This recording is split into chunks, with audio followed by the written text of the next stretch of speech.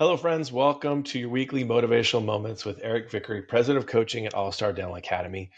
We are in our phase of talking about DiSC personality types and understanding not only what they are, why we use them, but who we are individually in that and what are our strengths in that, what are our weaknesses. And so this week, because I know they are the ones that want to get to the bottom line and want to get to the point first, we'll start with the D dominant styles.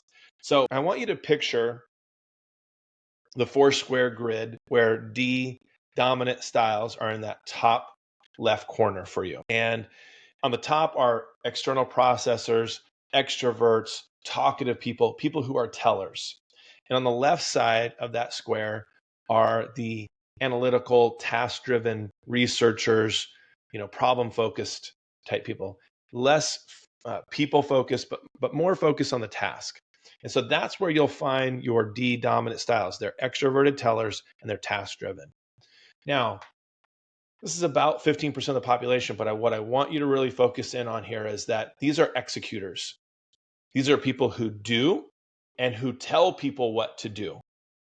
Now, why do they do? Why do they operate this way? Understand the higher the D testing in this, the more likely you are to be in this world, and that's fine. There's no wrong answers here. Everyone is just different. Different just equals different, not wrong. And so that D style is wanting to tell people what to do. They're extroverted tellers, and they also feel like it's normal. So for the opposites of that, the S, the D is going to come off as very bossy when the D thinks this is the normal pace of which we move. There's nothing wrong with the way we're approaching this. So remember D personality styles, that you're in a world of, hey, let's get this done. You go do this, you go do that. And that can come across as bossy. Now, the reason you're wired that way is because you want to maintain control. Your number one thing you want is that control factor. S's really don't care that too much. They don't really speak up. They don't talk about it. So you just think it's okay. You just keep going and going. It's important for you to get feedback. It's important for you to ask questions. Now, why is their number one goal to maintain control? Because their fear is to be manipulated. If you let go of control, that gives someone else control, and now they get to tell you what to do. And that's just how you're wired. That's how your personality is wired. So here's what I would challenge you with.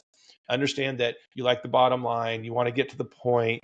This video is already too long. You got it. Let's see.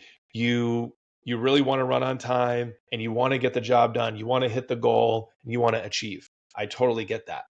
Know that there are other people in the room. I challenge you to see it from their perspective for a moment. Not that you're wrong, to see it from their perspective. I want you to be as effective as possible.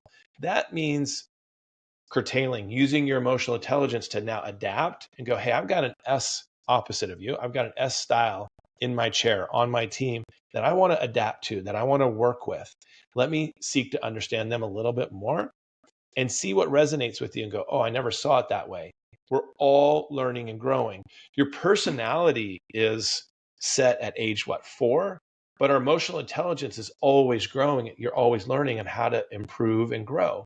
So pursue some excellence here.